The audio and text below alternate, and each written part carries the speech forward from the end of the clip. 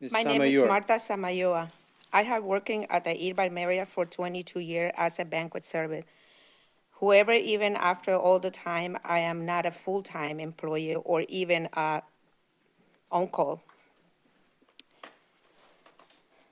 This is this is just one of the reasons that I jumping at the opportunity to form a union in November. We decided to try to win a union election. I have no idea how hard it will be. The union vote in our hotel was not democratic, not even close. We asked CVRE at Marriott to be neutral and to let us make our own mind about the union, but they ignored us. The managers ran a duty anti-union campaign. They tried to divide us, scare us, buy us, and lie to us about the union. They brought in or 6 people, corporate union busters, to tell us to vote no for the union. They threatened what we will be lost our benefits. 4 days before the vote, they called the whole banquets department to mandatory meeting.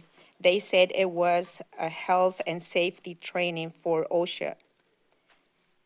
When we get into the room, the corporate union busters come in, close the doors. We realized it was a trick. They lied to us about the purpose of the meeting, and that made me angry. My coworkers stand up and said that we have made our decision. We did not want to participate in the meeting. We started to leave. One of the corporate people yelling, "God is watching you." It was absurd. We pushed the door, we opened, and we leave asking. 4 days later, we voted to union. It wasn't even close. We voted yes, but more than 2 to 1. I came from El Salvador. I left my country because you can't speak your mind in El Salvador. But I learned that things are the same in the hotel at the Irvine Marriott. We said enough, but it should not be so difficult to form union. If you agree, please, the company you invest with the workers should have the right to organize without fear. Thank you so much. Jennifer Montufar. Hola, mi nombre es Jennifer Montúfar. Eh, He trabajado en el Pullman Hotel durante un año como asistente de mesero. Si me parece familiar es porque mi hermana Carolina habló en su reunión en octubre. Hello, my name is Jennifer Montufar. I've worked at the Pullman Hotel for 1 year as a busser. If I look familiar, it's because my sister Carolina spoke in the meeting in October. Soy originaria de Guatemala. Llegué a este país cuando tenía 15 años, buscando de asilo en marzo de 2013 con mi hermana Carolina, mi tía y mis 2 hermanos pequeños. Venimos porque era la única manera de escapar de mi padrastro abusivo. ICE nos agarró y nos envió a 3 centros de detención diferentes. So I'm originally from Guatemala. I came to this country when I was 15, looking for asylum. In March 2013, with my sister Carolina, my aunt, and my 2 younger brothers. We came because it was the only way to escape my abusive stepfather. But ICE arrested us and sent us to 3 different detention centers. Como éramos menores de edad, me separaron a mí y a mis 2 hermanitos de nuestra familia. Pasamos 5 meses en una casa hogar sin poder ver a mi familia. Recuerdo que estaba tan asustada cuando nos separaron y no supe cómo cuidar a mi hermano de 9 años y de 12 años. No tenía idea de cómo iba a ser el resto de mi vida en este país. Because we were underage, they separated me and my 2 younger brothers from the rest of our family. We spent 6 months in a group home without being able to see our family. I remember being so afraid when they separated us, and I didn't know how I was going to take care of my 2 little brothers, who were 9 and 12 at the time. I had no idea what the rest of my life in this country was going to be like. Estaba tan feliz de encontrar el trabajo en Pullman, sentía como si finalmente tuviera algo de estabilidad en mi vida. Tengo 20 años ahora, pero tengo grandes sueños. Quiero estudiar inglés y comprar una casa algún día. I was so happy to find the job at the Pullman. It felt like I was finally going to have stability in my life. Right now, I'm 20, but I have big dreams. I want to study English and buy a house someday. Todo lo que sucede en el hotel pone en riesgo de sus sueños. Cuando van a vender el hotel un día y el siguiente lo quitan del mercado. No sé cómo planear mi vida. No sé si voy a poder seguir trabajando ahí, si mantendrán a todos los empleados y si el trabajo y las expectativas cambiarán con un dueño diferente. Everything that happens at the Pullman, at the hotel, puts those dreams at risk. When they want to sell the hotel one day and the next day they take it off the market, I don't know how to plan my life. I don't know if I'm going to be able to keep working there, if they would keep all the employees, or if the expectations about work would change with a new owner. Lo que sucede en el Hotel Pullman afecta a toda mi familia. Mi hermana Carolina, mi tía y mi cuñado trabajan ahí. Para tener una estabilidad real en nuestra vida, necesitamos un proceso justo para decidir sobre la unión. Gracias. Look, what happens at the Pullman affects my entire family. My sister Carolina, my aunt, and my brother-in-law all work there. To have real stability in our lives, we need a fair process to decide on the union. Thank you. Mitra Ellie.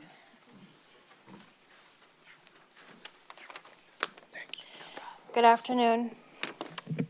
I'm Mitra Ellie. I'm a phone operator at the Pullman San Francisco Bay Hotel.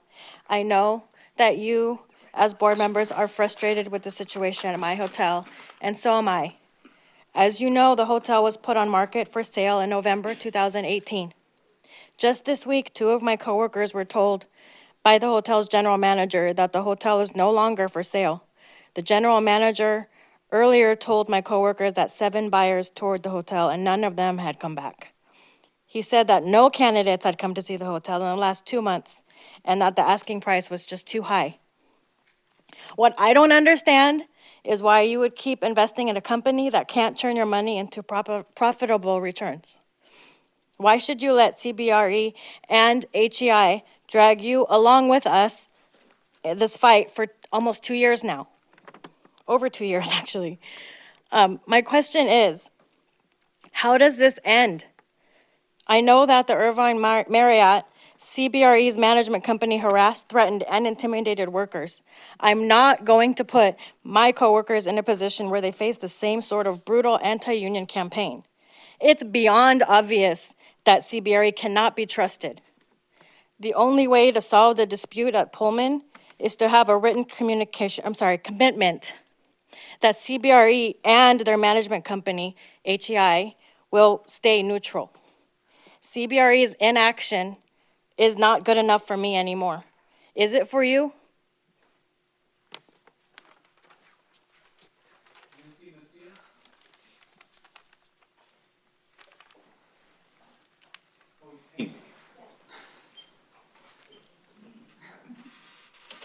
Nancy and Jeff, I don't think you've spoken with the committee before. We have a 3-minute timer on for each one of you. Okay, welcome. Thank you. My name is Nancy Mancias. I am a campaign organizer with the Peace and Social Justice Group, Code Pink, and I am also here speaking on behalf of CalSTRS members. Submitted to the board was a petition with over 800 signatures regarding the divestment from General Dynamics. As the largest educator-only pension fund in the world, CalSTRS has a responsibility to divest from companies like General Dynamics, which shows such brazen disregard for the sanctity of human life.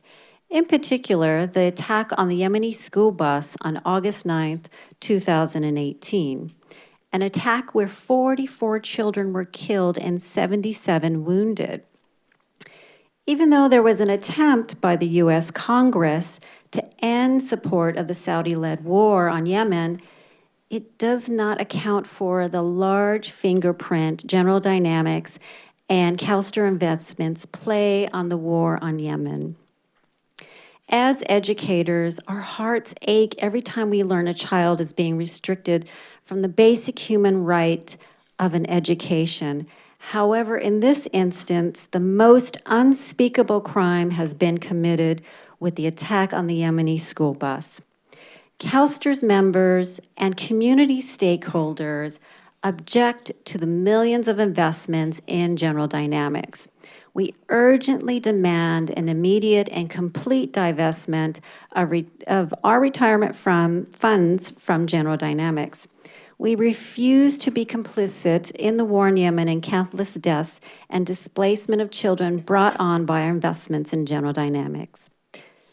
General Dynamics has a long-standing contract with the Saudi Arabia government at $1.3 billion, providing weapons to a country which is waging a war on Yemen that has killed an estimated 6,000 innocent civilians.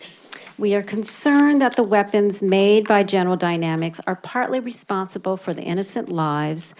General Dynamics arms sales only contribute to the ongoing conflict and humanitarian crisis in Yemen, which creates strong resentment towards our country and contributes to the rise of violent extremism. General Dynamics products are manufactured in a facility in Garland, Texas, and Human Rights Watch stated the attack on the school bus was an apparent war crime. The war in Yemen, led by Saudi Arabia, which is a major purchaser of General Dynamics weapons, General Dynamics plays a role in the war by selling the weapons to Saudi Arabia without regard to how it's being used. Thank you. Jeff Schultz.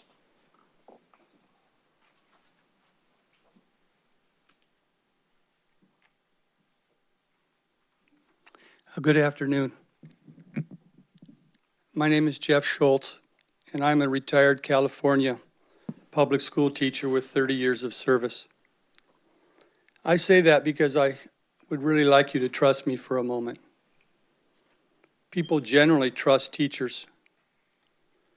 I want you to trust me when I say that Saudi Arabia does not really need any more General Dynamics weaponry. And General Dynamics won't really miss our roughly $85 million a year from STRS. And I say ours because some of that money is actually mine as a public school teacher. And I don't appreciate, in fact, I really resent you using it to try and make even more money financing General Dynamic weaponry that have helped murder in the neighborhood of 6,000 Yemenis, nearly half of whom have been children. They have left the General Dynamics logo on the scraps of metal from Saudi Arabia bombing raids. This was just like I witnessed 30 years ago in the war in El Salvador. Bomb scraps labeled "Made in the USA," killing more people of color, which we seem to be very good at here in the United States. So I need to ask you, when will this end? It will actually end when principled individuals, through their principled institutions, stand up and say persistently, enough is finally enough. It will end when large numbers of teachers who have been charged with protecting our children see that you have made us unwittingly complicit in the murder of thousands of Yemeni children. I say no more. My students who I've talked to say no more. My family says no more. And an increasing number of teachers throughout California are beginning to say no more. Not in our names, please. Thank you. Okay, thank you. That concludes our public comments. You're not here as familiar with our staff, but Mr. Schultz and Ms. Marcias, you may not. We have 4 staff members in the audience that are here that I know can be contact persons for you to dialogue with, bring your concerns to, or your questions. Diane Stanton, if you just identify yourself, Diane. Geraldine Jimenez is here, Sarah Maley, and I don't see Grant. Grant, where's Grant? Okay, yeah. All right, so thank you for being here. Thank you for taking time and to bring your concerns to the Investment Committee. And please follow up with any one of our staff members if you deem it necessary. That concludes our open session. And we'll just take a break and we'll come back into closed session at 5 p.m.